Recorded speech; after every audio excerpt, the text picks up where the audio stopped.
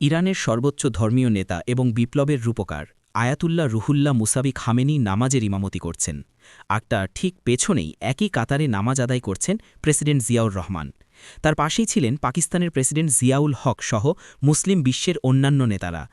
সদ্য স্বাধীন হওয়া একটি দেশের রাষ্ট্রপতির জন্য বিশ্ব নেতাদের কাতারে এমন সম্মানজনক অবস্থান তৈরি করা মোটেও সহজ ছিল না। ঘটনাটি ১৯৭৭ সালের। সৌদি আরবের তৎকালীন বাদশাহ ফাহাদের আমন্ত্রণে প্রথমবারের মতো রাষ্ট্রীয় সফরে রিয়াদ যান বাংলাদেশের রাষ্ট্রপতি জিয়াউর রহমান। সাধারণত রাষ্ট্রপ্রধানরা যখন কোনো দেশ সফরে যান তখন দামি উপহার সামগ্রী বিনিময় হয়, কিন্তু জিয়াউর রহমানের উপহারটি ছিল একেবারেই ব্যতিক্রম। তিনি সাথে করে নিয়ে গিয়েছিলেন প্লেনের কার্গো ভর্তি নিম গাছের চারা। উদ্দেশ্য ছিল আরাফাতের ময়দানে এই গাছগুলো রোপণ করা। বাদশার সঙ্গে কৌশল বিনিময়ের পরপরই জিয়াউর রহমান এমন একটি কথা বলেন যা সৌদি বাদশাকে মুহূর্তের জন্য অবাক করে দেয়। তিনি বলেন, তোমার দেশে যা নেই আমার দেশে তা আছে, আবার আমার দেশে যা নেই তা তোমার দেশে আছে। বাদশা কিছুটা বিস্মিত হলেন। একটি সদ্য স্বাধীন অর্থনৈতিকভাবে দুর্বল দেশের রাষ্ট্রপ্রধানের মুখে এমন আত্মবিশ্বাসী কথা শুনে তিনি থতমত খেলেন। জিয়াউর রহমান তখন বিষয়টি পরিষ্কার করেন। তিনি বলেন, আমার দেশে অনেক পরিশ্রমী মানুষ আছে, তারা কঠোর পরিশ্রম করতে জানে। আর তোমার দেশে যেমন প্রচুর কাজ আছে, তেমনি কাজের বিনিময়ে দেয়ার মতো অর্থও আছে। বাদশা ফাহাদ তখন বুঝতে পারেন জিয়াউর রহমান আসলে কি বোঝাতে চাইছেন।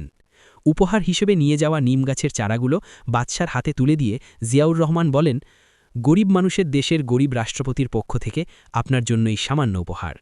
বাদশা ফাহাদ বিশ্বনেতাদের কাছ থেকে অনেক দামি উপহার পেয়েছেন, কিন্তু এমন জীবন্ত এবং অর্থবহ উপহার তিনি আগে কখনো পাননি। জিয়াউর রহমানের এই আন্তরিকতা ও দূরদর্শিতা দেখে বাদশা তাকে জড়িয়ে ধরেন। তিনি ঘোষণা দেন, আজ থেকে সৌদি আরব ও বাংলাদেশ হবে পরস্পর অকৃত্রিম বন্ধু। বাদশা তখন বাংলাদেশের উন্নয়নের জন্য সরাসরি অর্থ সাহায্য দেওয়ার প্রস্তাব দেন, কিন্তু এখানেও জিয়াউর রহমান তার ব্যক্তিত্বের ছাপ রাখেন। তিনি বলেন, আমাদের দেশের মানুষ গরিব হতে পারে, কিন্তু তারা পরিশ্রম করতে জানে। আপনি যদি সত্যিই সাহায্য করতে চান, তবে আমার দেশের বেকার মানুষদের আপনার দেশে কাজ দেন। আপনার দেশের উন্নয়নের জন্য হাজার হাজার শ্রমিকের প্রয়োজন। সেই আলোচনার ফলেই উন্মোচিত হয় এক নতুন দিগন্ত। সৌদি বাদশাহ জিয়াউর রহমানের প্রস্তাবে রাজি হন। তখন থেকেই বাংলাদেশ থেকে লাখ লাখ মানুষ সৌদি আরবে গিয়ে নিজেদের ভাগ্য বদলানোর সুযোগ পান। আজ যে রেমিট্যান্স বাংলাদেশের অর্থনীতির অন্যতম চালিকা শক্তি, তার ভিত্তিপ্রস্তর স্থাপিত হয়েছিল সেই ১৯৭৭ সালের সফরে। আর জিয়াউর রহমানের উপহার দেওয়া সেই নিম গাছগুলো আজ মহীরুহ হয়ে ছড়িয়ে পড়েছে পুরো সৌদি আরব জুড়ে। এখানেই শেষ নয়। ১৯৮০ সাল। মুসলিম বিশ্বের দুই শক্তিশালী দেশ ইরান ও ইরাক একে অপরের বিরুদ্ধে ভয়াবহ যুদ্ধে লিপ্ত। এই যুদ্ধ শুধু দুটি দেশের ক্ষতি করছিল না, বরং পুরো মুসলিম উম্মাকে দুর্বল করে দিচ্ছিল।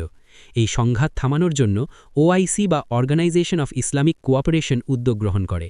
মুসলিম দেশগুলোর পক্ষ থেকে ৮ জন রাষ্ট্রনেতাকে নিয়ে একটি বিশেষ কমিটি গঠন করা হয়, যার কাজ ছিল দুই দেশের মধ্যে সমঝোতা করা।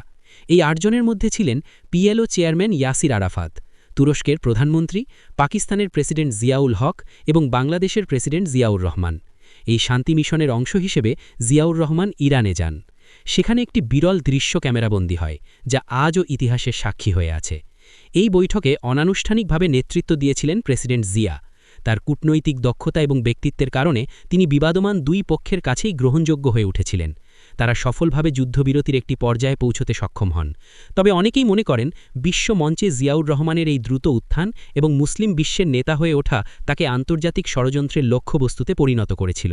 একজন ফেসবুকে লিখেছেন, জিয়াউর রহমান যখন ইরাক ইরান যুদ্ধের মধ্যস্থতার দায়িত্ব নেন, তখনই তিনি আসলে নিজের মৃত্যুর পরোয়ানায় স্বাক্ষর করে ফেলেছিলেন।